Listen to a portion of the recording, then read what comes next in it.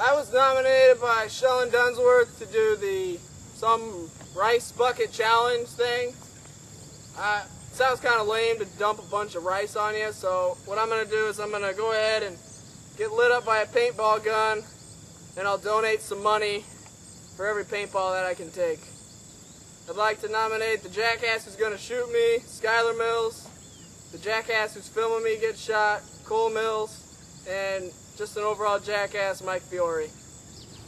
Let's do this!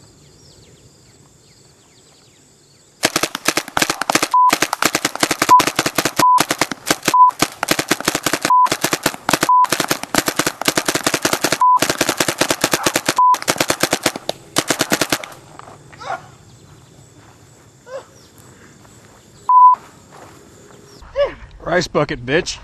I said I didn't want to do the rice bucket challenge! It's ice bucket challenge, by the way, buddy. Dude, you almost drowned me. I feel like I've seen the water. I got you good.